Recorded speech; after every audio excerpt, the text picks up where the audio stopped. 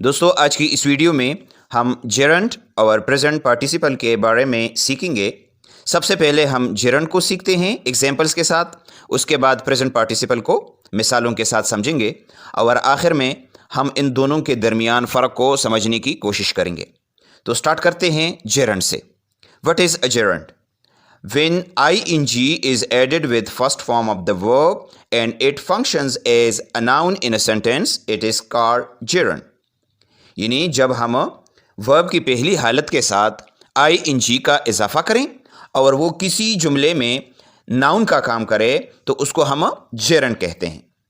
मसलन स्विम और डांस का के जो अल्फाज है ये हमारे पास वर्ब्स हैं।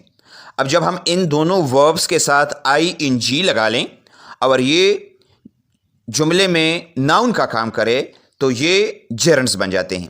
यानी स्विम से बन जाता है स्विमिंग और डांस से बन जाता है डांसिंग। ऐसे नाउन्स जो कि वर्ब से बनाए गए हों, ऐसे नाउन्स को हम कहेंगे वर्बल नाउन। तो ये किसी जुमले में बतौर वर्बल नाउन काम करते हैं।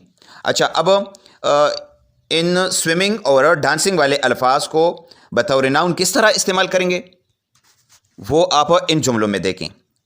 आई लाइक स्विमिंग या swimming is a good exercise. इन दोनों जुमलों में स्विमिंग बतौर नाउन इस्तेमाल हुआ है। इसी तरह आई लाइक डांसिंग या dancing is her profession.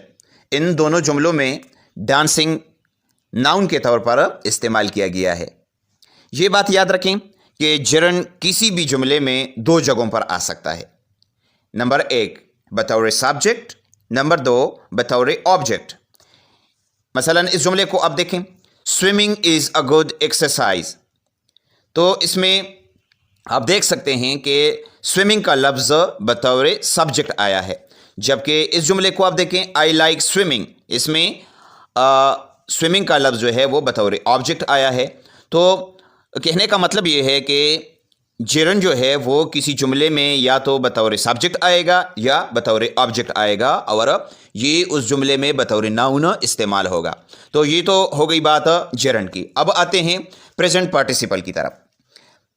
Present participle किसे कहते हैं? When we add ing to the first form of a verb and it functions as an adjective in a sentence, it is called present participle.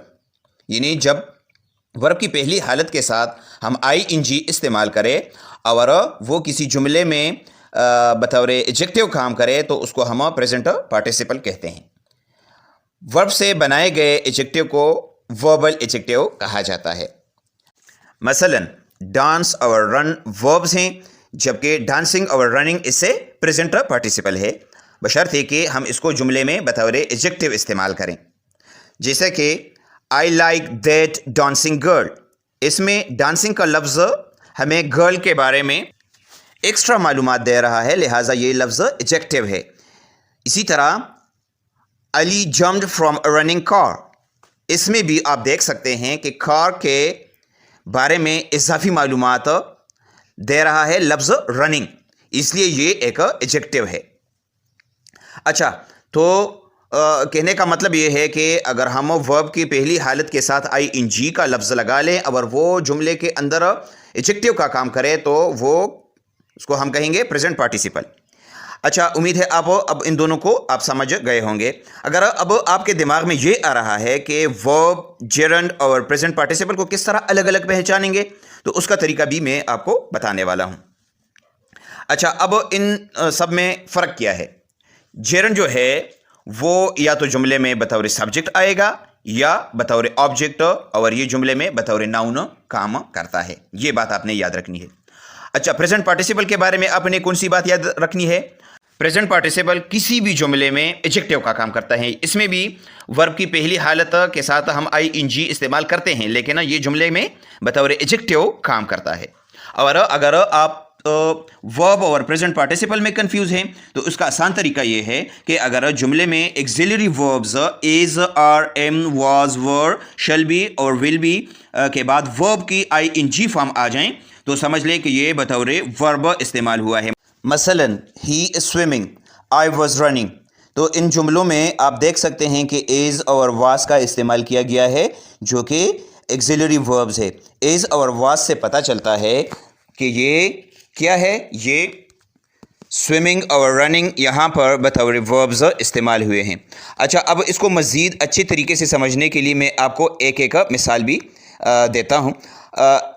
इसको आप देखें, I am running, तो इसमें running का लफ्ज़ क्या है, ये इसमें बतौर वर्ब इस्तेमाल किया गया है और इसका पता हमें चलता है लफ्ज़ एम से, जो कि एक एक्सिलरी वर्ब है। इस तरीके से सेंटेंस नंबर 2 को आप देखें, I jump from a running car, तो इसमें आप देख सकते हैं कि रनिंग का लफ्ज़ जो है वो बतौर एडजेक्टिव काम कर रहा है, लिहाजा ये प्रेजेंट पार्टिसिपल है। इस तरीके से सेंटेंस नंबर 3 में आप देखें, running is a good exercise, तो इस जुमले में आप देखें रनिंग यहाँ पर बतौर नाउन इस्तेमाल किया गया है और इससे आगे कोई इज़ आर एम नहीं है, कोई एक्सिलरी नहीं है, लिहाजा ये यहाँ पर बतौर जेरंड इस्तेमाल किया गया है। तो दोस्तों, ये था आज का हमारा टॉपिक। उम्मीद है आपको इस टॉपिक की समझ आ गई होगी। अगर किसी भी जगह पर आपका कोई सवाल हो तो आप कमेंट में ज़रूर पूछिएगा, इंशाल्लाह मैं आपको जवाब दूंगा। Thank you for watching. अल्लाह हाफिज़।